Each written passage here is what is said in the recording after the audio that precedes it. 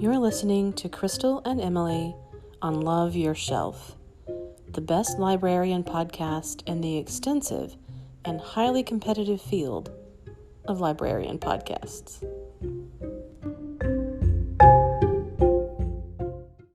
Hello. So we're only a few days short of our recording promises that we made. And and that So it was really just like a scheduling situation. It wasn't like we thought about it. We weren't just like lazy. Right. I had some days off, so that's why. You were lazy on your days off. I thought about phoning it in, literally, but and never. No, don't do that on your vacation. No. But we're back. We're back. We still have lots of stuff, lots of books, lots of things that we've watched. And so some good, some bad. Yeah, but entertainment at its finest. Exactly. Mostly, hopefully. Yes. So basically, I'm just going to work my way through my list of stuff that I've read. Yeah. We'll start with that. And I don't even know, haven't even thought about what I'm going to say about these. So we'll just see what comes out of my mouth. You think about things before? I just show up. I think it's pretty obvious that I don't think about what I'm going to say. It's okay. It's probably the same for me, too. No. But this time in particular, really. All right, here we go. I do have lots of thoughts about it. This is Love Your Shelf Improv Edition. Yes. Okay. Yes, and go. Exactly. So, I can't read the name of this. Crystal needs glasses. Yes. So, the first one that I'll talk about is Once There Were Wolves by Charlotte McInerney. Great name. And it's about a woman who is a wolf conservationist. Yeah, I know. Thought you were going to stop at wolf. She's Keep going. A wolf. And she goes to Scotland because... And honestly, I didn't double check to see how factual this is. Okay, yeah. It's a novel. You knew I was about to ask. Yeah.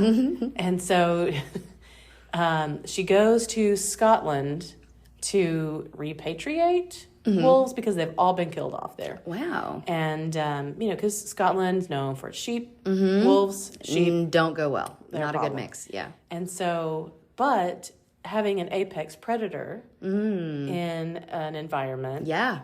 It heals the environment. Yes. And so that's part of why they want to reintroduce them. Sure. So she takes these wolves and it's kind of like there is that aspect of it. Then there's a sort of not really science fiction or fantasy, but there's an element. She has a personality quirk that we don't have to get into. Yeah. But that really affects how she interacts with the world, and it's not really realistic. Okay. And then there's also like getting to know this small Scottish town, this little community. Does it have like quirky characters? Yes. And perfect. Right. And of course, the farmers in the area are like, we hate you. Why are you bringing wolves here? And you're like, but it's for everyone's own good in the end. Yeah, and they don't won't care hear about it. Sure. Yeah. So I think that there are people who will enjoy. Yeah. I didn't particularly like how some things were handled. And I listened to it as an audiobook, and sometimes that throws off my experience of something. Yeah, depends on what it is. Yeah. So I might have had a different experience if I had read it, but I listened to it instead. And we'll leave that one at that. Okay. There's that one. That's what it's about. Open-ended. Yeah. Okay. And then, or prior to that, I guess I'm working my way backwards. So yeah, I read a book called Bridge by Lauren Bukes, and she wrote a book several years ago, I guess now, called Shining Girls. And there was a TV series made of it, a limited series made of it with Elizabeth Moss. Yeah, sounds familiar. And so this was her newest one. And it is got science fiction elements, kind of a little bit of body horror kind of. I'll skip a it. little bit. Not a fan of body horror. Yeah, this one is about another woman who is looking for, or she's going back to where her mother lived because she has passed away, and she's cleaning out her apartment. Her mother had been a neuroscientist and has left some clues about some things that she wanted her daughter to know about or something. Okay. And she also gets to her mother's place, and it's been ransacked. Oh. And she doesn't know, like, she thinks that her mom is just like a professor. Regular who, lady. like, yeah. But she's a spy, and this is actually Spy Kids 3. I'm just kidding. And then chaos ensues because it is the science fiction thing comes in. So, Okay. Yeah. It's a little bit of a mind-bendery kind of thing. And this is not one I want to spoil too much because like the main gist of everything kind of centers on this one concept, which I'm not going to mention. Okay. Because that'll really, it'll give away too much. Okay. I kind of had a little bit of trouble with Shining Girls because it was a little violent for me. This one has some violence. It's not as... You mean you had some trouble with the series? With both. Okay. The series is pretty close to the book. So the book, the series were both a little harsh. Okay. But this book, not quite as much, and I enjoyed the story a little bit better. Oh, cool. That's good. And even though it's complex, you can keep up with it and kind of figure out, what's going on. Do you think will they continue the TV series? No, I think it was a limited series. That's it. Okay. As far as I know. Yeah. It was a couple years ago that it came out. So. I know, but it sounds so familiar. Yeah. But yeah. Elizabeth Moss, man, she likes to do the, tough topics, play the tough topic roles. Yeah, she's in The Handmaid's Tale, and I have not finished the most recent season. I started it. I know. Nick hasn't been able to kind of, rally himself to watch it, to put it back on. Yeah, and we've talked about it before. I was read the book when I was a teenager and saw the first adaptation of it back then. It was a movie. And, I wouldn't say that I'm a fan of it, but I'm a Margaret Atwood fan, and it's a good book. Yeah. And then the series, and then her subsequent novel called The Testaments. Yeah. It just lost me a little bit. Fell off from there. Yeah. So, but Elizabeth Moss, great actress. But she chooses some tough subject matter. Yeah. Let's see. Previous to that, I read The Twilight World by Werner Herzog. He's known as a documentarian, a filmmaker. Well, documentarian and narrative filmmaker. But, and he is a character. I've probably talked about him before. Yeah.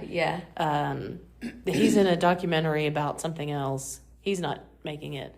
But they're like in the hills somewhere, and he gets hit by a random bullet. He like a small caliber, just getting snicked or whatever. But he's just like, they're like, the person who's with him said, "Did you just get shot?" And I hate it when that happens. Exactly. And he's just like, flesh wound or whatever. And what a tough guy.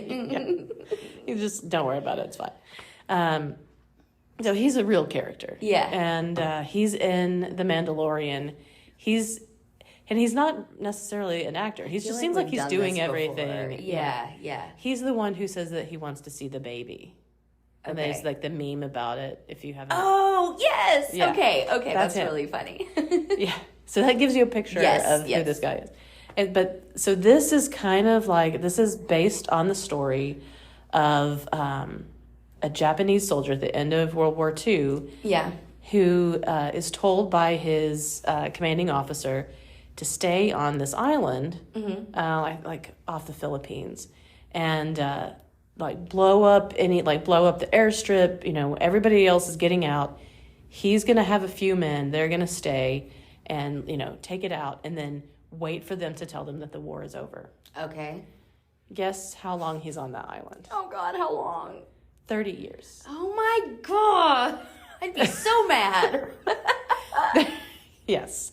And so Herzog kind of tells the story.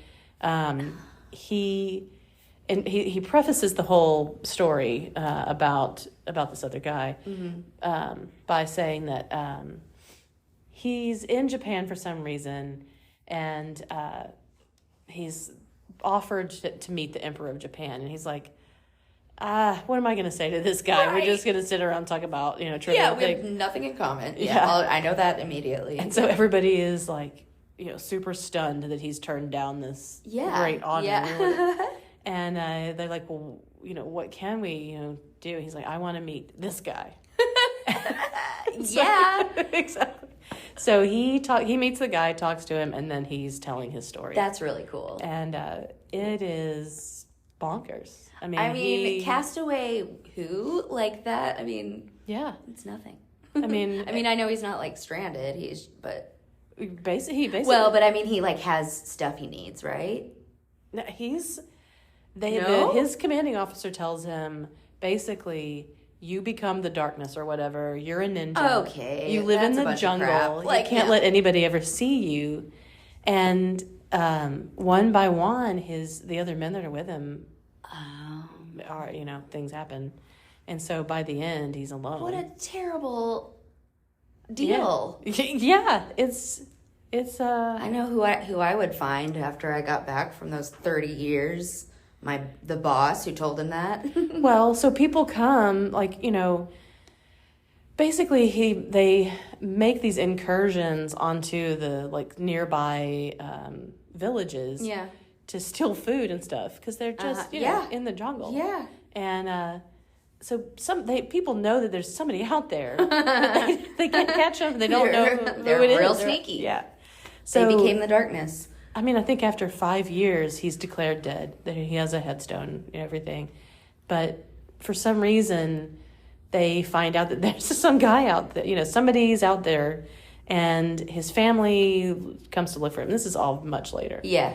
And then finally it takes the commanding officer coming out, and they have they send these flyers down and stuff saying the war is over.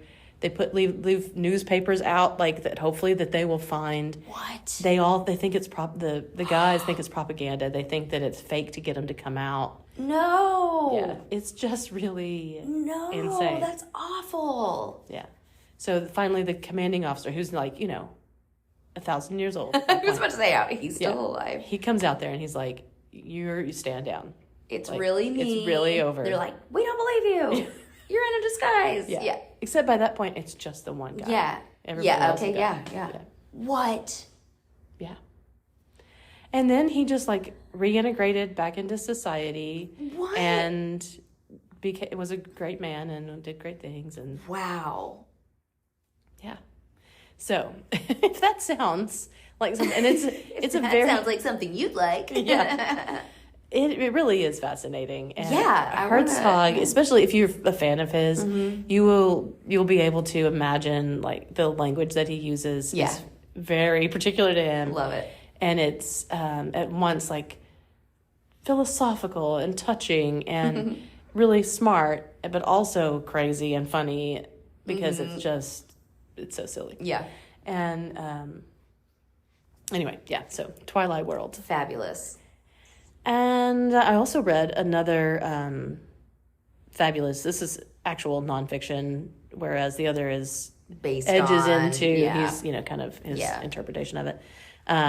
There are places in the world where rules are less important than kindness by Carlo Rovelli. And great title. And it's a series of essays.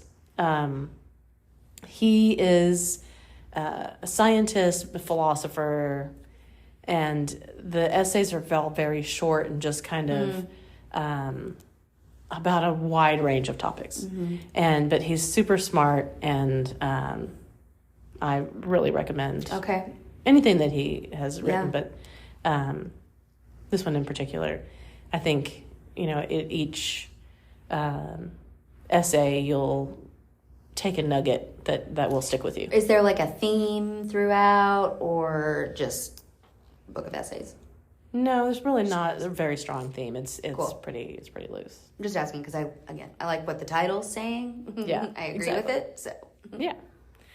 I also read All Good People Here by Ashley Flowers, and she's the podcaster. oh my gosh, wait, well, no, not Criminal. That's Phoebe Judge. We should- Nope, that's another one.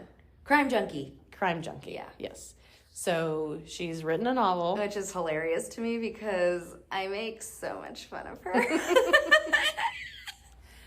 It is not the greatest novel Yeah. ever written. But you can tell that she's taken it from, JonBenet Ramsey case. Yeah. Which is funny because yeah, you just mentioned I that did. earlier. Yeah, that's so funny.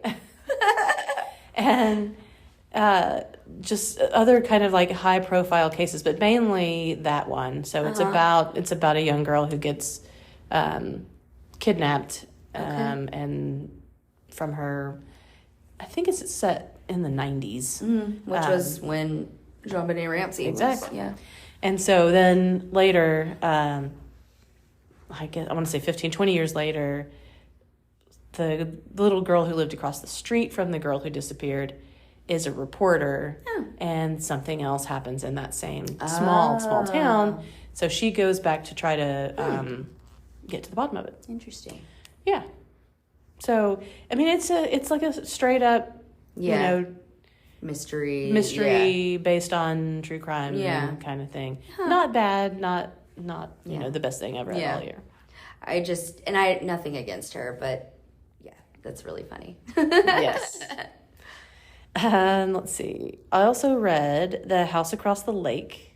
I don't think I've talked about this one I before. don't think so. But it's the newest one from Riley Sager. Oh, okay. Who we've talked about before. Who Final writes Girls. Yes. There was another one that Vicky Schmidt said was really good. Yeah. I can't remember. I've read several of his. In fact, it was really funny because I saw somewhere that it's a nom de plume for a writer, and that he had started out writing like literary fiction, and apparently had some acclaim, but couldn't sell any of it. So, or how that goes. He's like, let me write something. Yeah. And now he's just burning it up Yeah. with this Riley Sager stuff that is, all these bestsellers, and he's cranking them out too, like at least one a year. So. Go him. Yeah. Found his little place. Yeah. But this one is about this woman who is I keep saying the same thing. This one is about a woman who I'm a professional, basically, is what I'm saying. Like, this is what you're supposed to say. We're improvising. Exactly. So, in The House Across the lake is this ancient lake, I want to say in Maine. Somewhere up in that area. I'm going to be disappointed if you get it wrong. Yeah. You're checking up on me. Somewhere like that. Okay. And it is this community where I want to say that there's like 4 or 5 houses on this lake, and that's it. Okay. And one of them is an actress. Kind of like she's an actress who is the daughter of a very famous actress kind of thing. And then there's the new like tech guy who and his wife, who is a model, who has moved into one of the houses across the lake, and then there's a couple other houses there. And the actress, her husband, a year before the start of the novel, drowned in the lake. Oh. And so the tech guy. No, the actress. Oh, the actress. Sorry. Okay. So she is living out there, has not been able to like maintain her jobs very well because of all this. And like a lot of Riley Sager's stories, there are twists and turns aplenty. Nice. So, she gets kind of obsessed with the model and like watches their house, but something happens in the beginning that prompts that. I was about to say, like, why? Yeah, okay. Exactly. And so something big happens in the very beginning.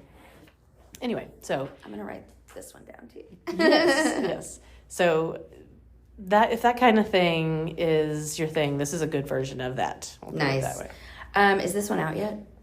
Yes. Cool. Yeah, most of these, if they're not already out, then they're coming out pretty soon. Okay, cool. So I think I'll stop with the books there. Yeah. And then we'll talk about some things that we've seen. Been watching. And, yeah.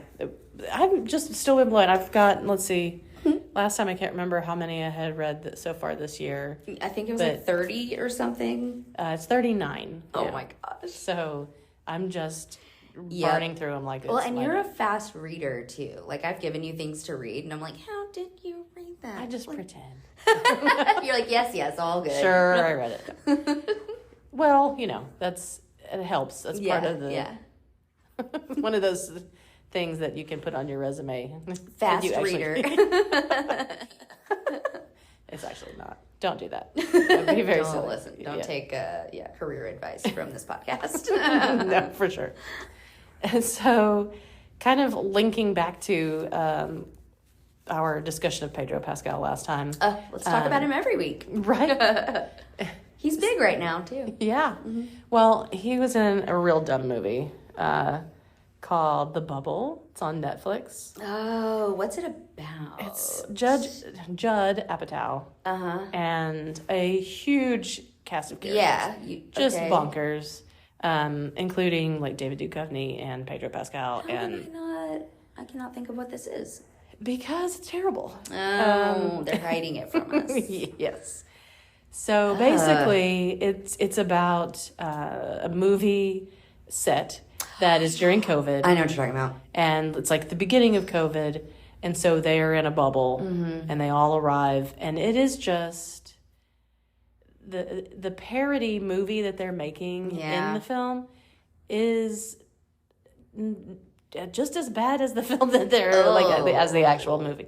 So it's kind of like, is this the only reason you would think, this is the parody part is because it's like a creature movie. So there's like beasts or whatever. I think I would appreciate that if the movie itself was good. Right. If they had a parody. It could have been. It could have been like a Robert Altman kind of like, because, Altman always had these like big, huge casts of like all these amazing actors and all this stuff is going on. Like he's made great things. Like what a bummer. Yeah, really just fell apart. No good. That's all I have to say about that. I had an idea at some point about something kind of similar. I think my sister and I were talking about it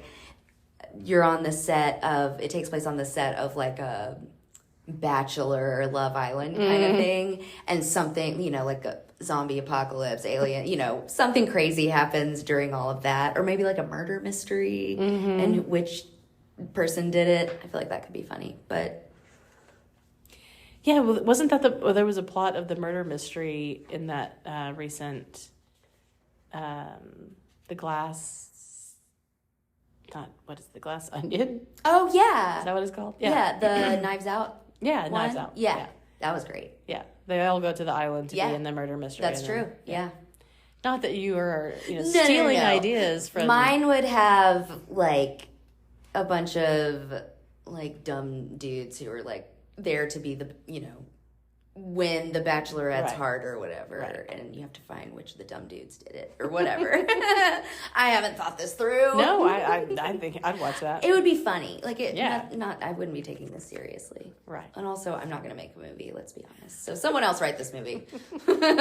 Yeah, you got 2 tickets. Yeah. that will be bought for that. Yep. And then so there's several others that are.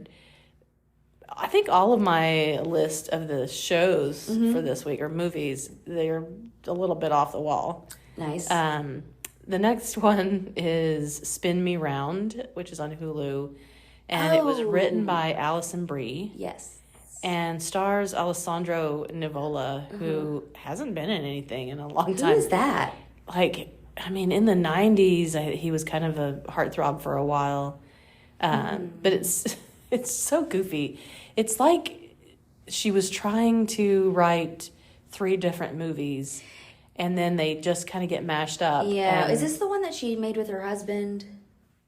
Maybe. Dave Franco. He's not in it. Okay, I know that they made a movie together, but I think it might have been another one that came out recently. Maybe so, because Anyway. he's definitely not in it. Okay. But I Some think other he good directed. people are in it. Anyway, go ahead. Maybe. Okay, I'll look into it. Yeah. I didn't check to see.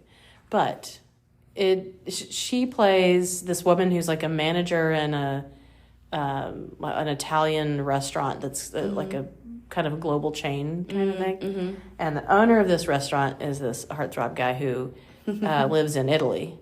And she gets chosen for this program to go to Italy and learn about Pasta. Yeah, basically, exactly. And then, like she's going to stay in a villa and do all of this lovely. amazing stuff. And then she gets there and it is not what she was told. It's a fire festival situation. I'm just A little bit. It's very weird. That and then weird things start happening. And it takes, when I said that the other story, the story with the twists and turns, this is not twists and turns. This is like fall down, break your ankle, and then get up and get lost and turn around and fall off a cliff. And then you Story-wise is what stand I up mean, and walk, and there's a garden rake there that you step on and it hits you in the head. This is the story that you're going through in this movie. And so I can't recommend Poor thing, it. because I like her. I want her to do well, but I think the one that she and her husband made together is kind of a love story. Like she meets like her ex from the past and he's engaged. And This is not, Yeah, okay, so that was a different one. Yeah. But, okay. Yeah, this one is wild. Cool. Worth looking into or no? No. Okay. Save me that? Yeah. And then there is also on Hulu is The Storied Life of A.J. Fikry, which is based on a novel that was very popular a few years ago. And it's got Kunal Najjar from The Big Bang Theory, Christina Hendricks, David Arquette, Scott Love Foley. Christina Hendricks. Haven't seen her in a while. Yeah. And it is about a guy that owns a bookstore, and he's sad. Typical guy who owns a bookstore. They just don't know how to appreciate what they have. I mean, there's Hugh Grant in Notting Hill. I guess that's like immediately the only other. But he's kind of a sad sack. Yeah. That's just his vibe. But okay. Yeah. No, there is like definitely. Yeah. For whatever reason, bookstores. I would be thrilled. That sounds wonderful. Yeah. It should be amazing. Yeah. Anyway, so honestly, I couldn't finish this one. Oh. I literally fell asleep and then was like, do I want to jump back into that? And the answer was no. No. So maybe someday. We'll see. But, okay. I'm not going to jump at that one either. Right. Yeah. Sheesh. Then I watched White Noise, which is based on I watched that one. Don DeLillo novel from the 80s, which bonkers in all the good ways. Yeah. I had not read the novel, and so I kind of felt like the sort of like intellectual side, quirky sides of the movie. I was like, someone's trying too hard. Like that's what the movie felt like at times. There were some parts I really loved. Like there's a scene where the car like gets off road or something, and they end up like in the water. And anyway, that was a great scene. But it's a little kind of like a dream scene. Yeah, sort of. yeah. Yeah. Well, there's the story is that there's Adam Driver plays a professor, like a schluppy. Philosophy. Hitler studies. Is his area. Oh, yeah. And in this like small liberal arts college, which is like kind of has all these quirky characters. We're going along with the same theme, and Greta Gerwig plays his wife Babette. Don Cheadle is one of his coworkers, and there is an airborne toxic event. Which, can we talk about how this story, the book is from the 80s, this was made recently, And then, last like, year. the exact same thing happened in Ohio. It is. Where a train... It's a train derailment in the story. That causes the airborne toxic event. Yes. Also, that's the name of a band I listened to in high school. Of course. I was going to say, it's a great band name. So somebody got that. Not a great band, but... And so, chaos ensues. And they are... The scene that you're talking about where they're in the car is when they're trying to flee their home. And then they just kind of go back home. Yeah. After all of this. And it takes a while for them to kind of decide to make a move, right? Yeah. Yeah, because they're all, as people are, like watching the news to see what's happening. And but it's not just about that. That's kind of how it kicks off. And then it goes down a lot of other storylines. Mm-hmm. But it was a good love the novel, one of my all-time favorite novels. So when I saw they were making a movie of it, I was beside myself. And the movie is definitely good. It wasn't life-changing. I didn't think it was going to be life-changing because I'm old. My life isn't changing. It's not going to. But the book was. When I read that for the first time, it was had a big impact. But anyway. Well, and so this is something I watched last night. I won't go on a big tangent, but just about as far as disasters go. Nick and I watched Brave New Jersey on Hulu, and it has some small, I feel like a lot of small name people. Is it Tony Hale? Who's the guy who's Buster on Arrested Development? Yes. Okay, Tony that's Hale. him. Okay. Yeah. So he's the lead, and he's probably the most well-known person, but there are a lot of faces you'll recognize. But it's about somebody's, I guess, imagining of the chaos that ensued after the War of the Worlds broadcast in 1938.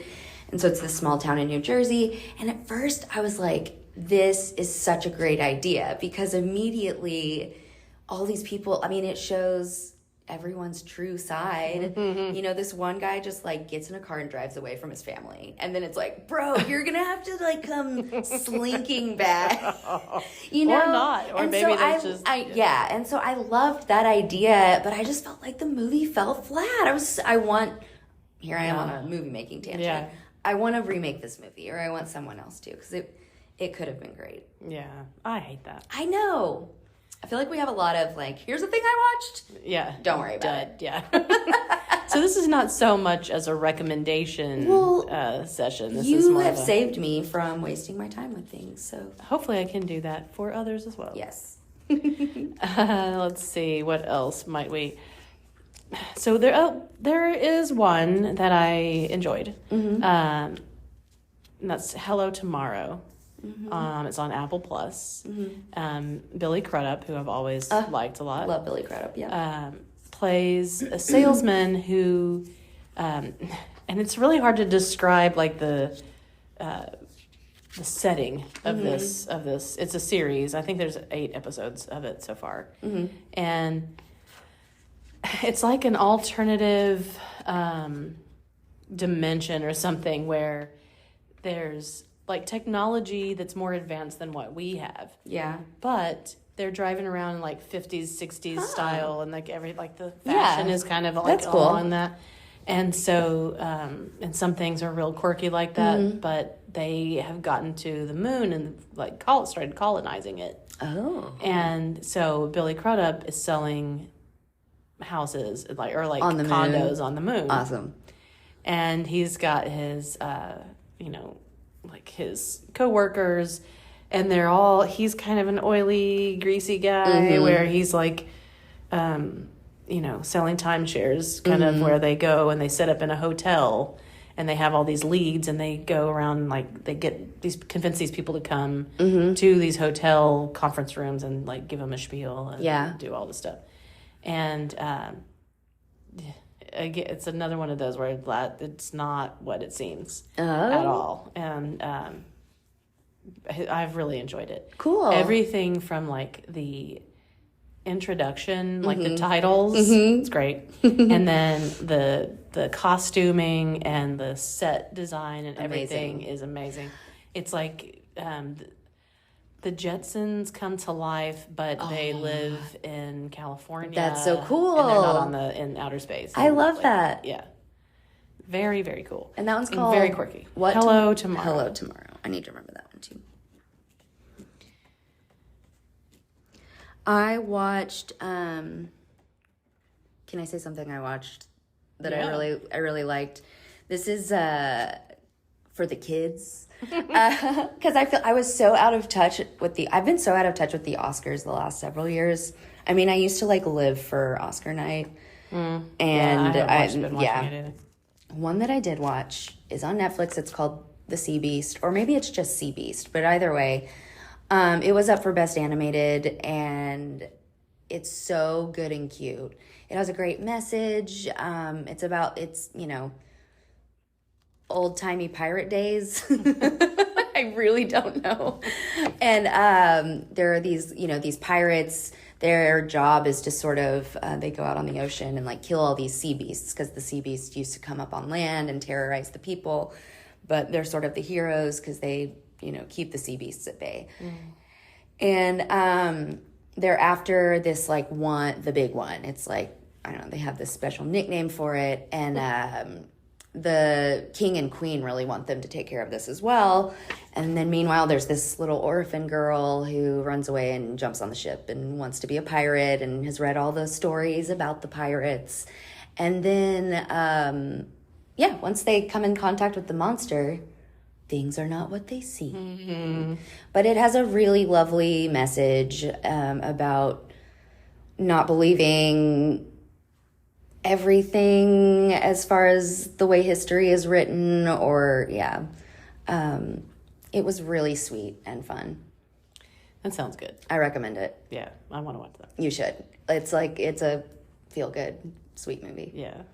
Well, I'm glad that you brought up, I'm going to go back to a book, but I'm glad you brought up children's. Yeah. Because I am almost finished with a very touching and adorable story called The Eyes and the Impossible by Dave Eggers, and it comes out in May, early May. But it is beautifully illustrated, but like paintings, just gorgeous. I love it.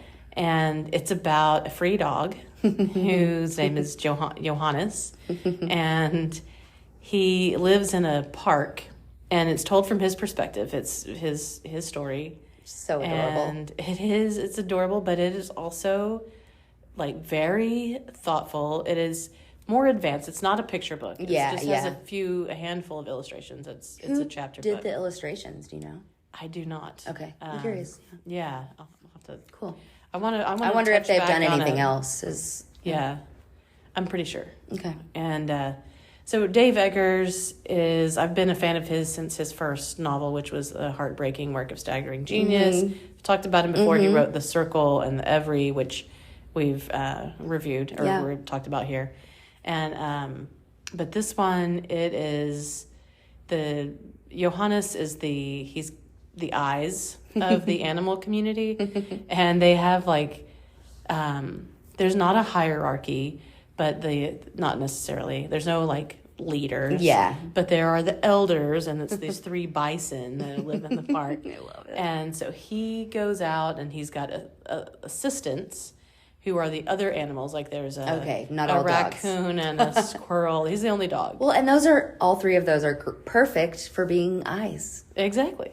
And then there are birds, of course. Yeah. Great. And then, other characters. And they all have their quirks, and they're just, it is hilarious, in a very low-key kind of... I'm in line. Oh, yeah. It is. Yeah. It is so good. Back off, everyone. I'm reading it first. Yes. And so, he describes, his thing is that he runs. And he runs, and he runs 1,000,000 miles an hour, and he's the fastest thing on earth, and can't stop me. Yeah, and he's I'm probably 1,000 years old. Just the time having and no concept of these things. Yes. I love it. But they all have human names, and they use human language. I love an animal with a human name. It sounds very silly. It reads very different from that. And so the humans come in and they're building something, and so of course he's keeping an eye on it. And it turns out it's a museum. So he sees paintings for the first time. Oh. And he describes them, and he goes back and he's telling the others about, they're like, well, you mean a photograph? And he's like, no, it's not. It's different.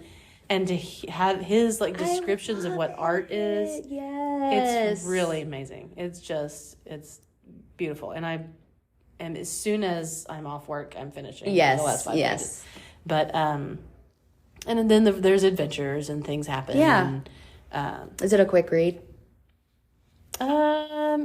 Relatively, yeah. Nice. 150 pages, maybe. Cool. Yeah. Something like that. Yeah, no, it's not bad. Nice. But I'm so far highly recommend it. Yeah, if I finish it and that changes, I would be surprised, but I'll report back. But the last 5 pages are just awful. No. Hopefully, read a lot of these things that I've read recently have major like sad parts in them. So I wanted something that's a little more uplifting. Yes, that sounds like it. Well, and then I want to just wrap up by saying that The Power. Whose author I can't remember at the moment. And I think I probably discussed it here because I read it several years ago. But it is coming out as a series on Amazon Prime, in a couple weeks. Cool. And it is about an alternate universe where young girls and young women suddenly what happens to us? Yeah, well, they have the ability to shock men. Oh, like they can control it? Only women. Well, not at first. It's just like I touch somebody and they keel over. But and it starts slowly, but then it like grows exponentially to where it's like basically all young women that have this power. Older women don't? Is there an age cutoff? It starts out. Do I count as a young woman? Would I count? We won't get into that, but it starts out with like younger girls or teenage preteens, whatever, and then it expands. Okay. Yeah. Cool. And I'm really curious to see how they're going to make this into a series. But there's been a lot of kind of sci-fi series based on novels recently that I've really enjoyed. So that's great. Hoping that this one... Keep it going. Yeah. And anything else that we need to... I don't know. The How To Festival is here at the library this weekend, Saturday, March 25th from 1 to 4 p.m. Be there! Yes. It is community-centered learning where your fellow community members will be teaching how to do things that they know. Yeah, all kinds of skills. Yeah. So. Like making a clay pot on a pottery wheel or roller skating. Doing yoga. Yeah. All kinds of crocheting, knitting. My mind is blank now. Ooh, even how to use like Google Workspace and social media. Somebody might be doing that one, but I think that's really handy. Oh yeah. So there's stuff for little kids, there's stuff for grown-ups, all ages. Yeah. It'll be fun. Yeah. That wasn't even the tip of the iceberg, what we just mentioned. No. There's I think there's 20-something, 25 or so different things that you can come learn about. Yeah. It's a festival. It'll be fun. All right. So hopefully we'll see you then. And otherwise, you can hear us. I did it this time. Yay. Next week. Bye. Bye.